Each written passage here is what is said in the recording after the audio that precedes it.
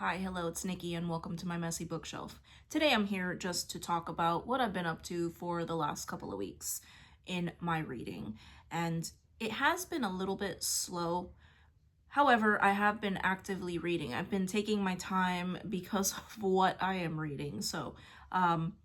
I finished only, like last time, only one book, but I am also working on some other books at the same time. So first, I will show you the book that I finished, and you probably can guess what it is if you watched my last video, and that is Babel by R.F. Kuang.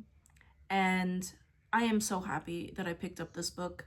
This book, not only was it wonderful because it was a perfect book for participating in the Diversity Book Bingo Challenge that was created by Ellen at Ellen Made Book Club. This fulfilled a couple of prompts for me in that it has an LGBT element. It is from an Asian author. It is partially set in a couple different places in Asia. And also, as I mentioned, the LGBT element to it as well. I have to say, this book was brilliant. It took me a little while to finish because I was really soaking this book in. This book resonated with me on multiple levels. Not only because, I love the dark academia vibe. It's set partially in London, partially in Oxford. The main character. So this book, we're following Robin, who at the beginning of the book is a young boy in China, and he loses his family in a cholera epidemic. And he is brought to London by this mysterious Oxford professor. And he moves to London and he is brought up to study languages with the intention that he will eventually attend Oxford's School of Language, which is this fictitious school of language on the cover here, which is called Babel.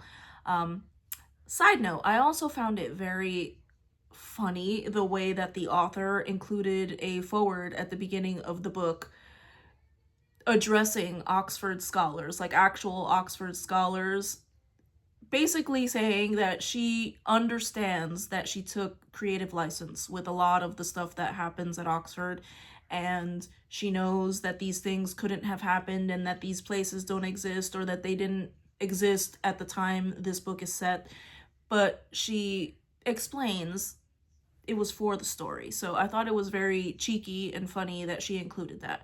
But back to the book itself.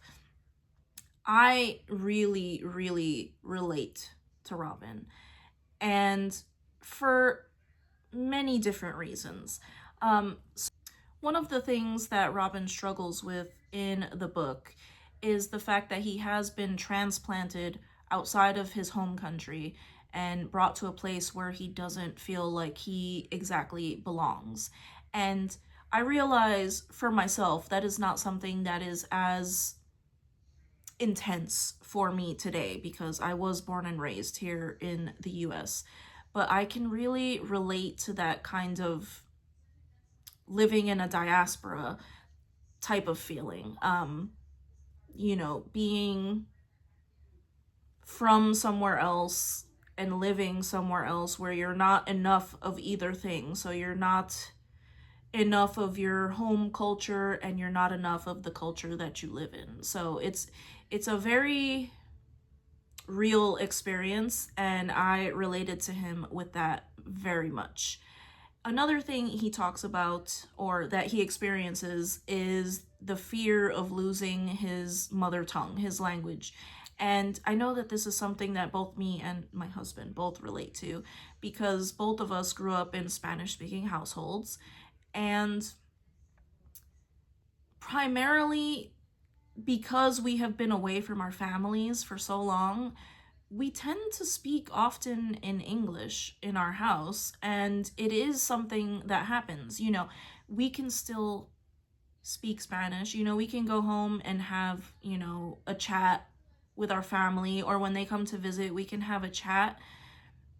But you lose a lot of the basis of your language when you don't speak it for a long time or you're not immersed in it. So I can't go home and have a deep conversation about ideas and concepts and things. I can have a conversation about, you know, oh, my cousin did this, and oh, what's the latest gossip? But I can't have a very, I don't know what the word is to describe this, but I can't have a conversation about scientific concepts or anything like that in Spanish. And me and my husband both have been very saddened to realize how much Spanish that we've lost. So I can relate to Robin with that, and just feeling not exactly out of place, but not exactly at home. So yeah, I can relate to that. And then, of course, the book was about languages. It was fascinating. You can tell that R.F. Kuang is very knowledgeable about languages and the way that they work. And languages are something that have always fascinated me. So this book was definitely brilliant. I loved it.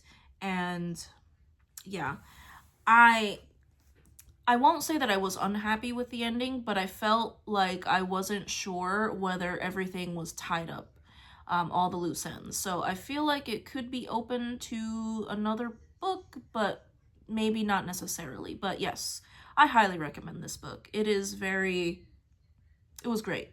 So love this one. It did take me a while because, like I said, I was really soaking this one in. But yeah, highly recommend if you have been thinking about reading that one. The next one that I have here is one that I have been working on all month, the last few weeks, and another one I am taking my time with, and that is Midnight in Chernobyl by Adam Higginbottom. And I hope I'm saying his last name correctly, but this is about the incident that took place in the nuclear facility in Chernobyl in the Ukraine.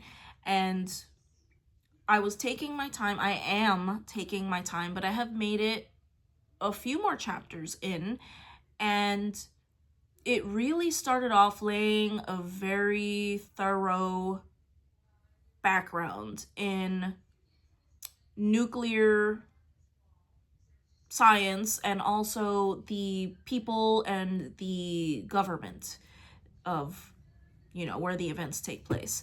So it was a little slow at first because, and again, lots of Russian diplomats and lots of names. So it was, and it is, a little bit hard to keep everybody straight in my mind. I have set so many, or placed so many bookmarks in here just trying to keep track of where I need to flip back to remember certain things. But I am trying to really take my time with this one. I have gotten to the beginning of the event that took place, the incident, and it is really starting to pick up. So I'm thinking that I'm probably going to start reading this much faster now that I've hit that, because things are really picking up. It is fascinating. Like I said, we were introduced to a lot of people in the beginning and a lot of nuclear terminology and concepts that I am not entirely familiar with. I have a very surface level knowledge on nuclear science, just from being in the Navy and being familiar with how nuclear power can be used to be used as propulsion for different types of ships and such. So very surface level knowledge. So I was really trying to understand what we're dealing with here. So again, it's picking up. It's very interesting, and I am fascinated by this whole thing. I am trying my best not to look up things about Chernobyl because I am familiar with it. I've been fascinated with it, but I don't want to start Googling anything or anyone until I'm finished with the book. So I am going to continue with this one. This is one that I do intend to finish for sure. So I am trying not to pick this one up because I do have another book that I read a couple pages in. And this is Rare Tongues by Lorna Gibb. And this one was actually recommended to me in my last video when I talked about Babel by Ellen again. And I picked it up because it sounded fascinating. And right from the first page, I wanted to keep reading. But I am trying to not pick this one up and just stay with this one until I am able to pick this one up. So, yes. This is another one that I am working on. So got a few pages in and it is fascinating so far about the history of languages, dead languages, and I think about some languages that are starting to make a comeback because people are starting to realize the importance of keeping those things alive. So that is that. And then the other book that I am also reading currently, I couldn't be happier that I picked this book up, and that is The Age of Innocence by Edith Wharton. It's one that I wanted to read last year, kind of been thinking about it, and someone mentioned it recently to me, and I was like, seems perfect. I was kind of craving that sort of decadent and scandalous kind of story, and that is exactly what it appears that we have here.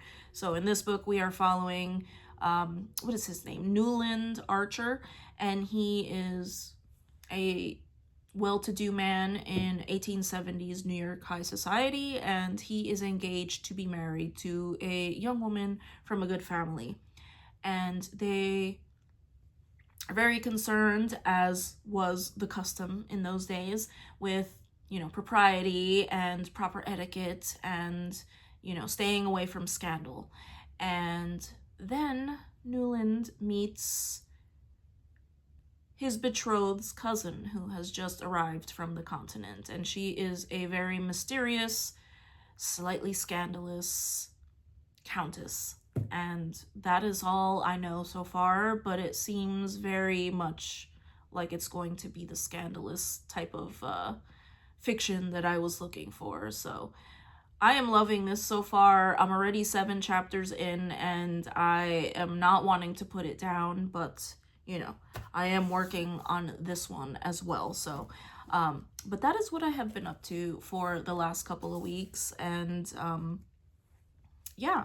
I really am enjoying what I am reading, and no DNFs this week, but yeah, I thank you so much. If you made it to the end of this video, please let me know if you have read any of these, and I hope to see you in the next video.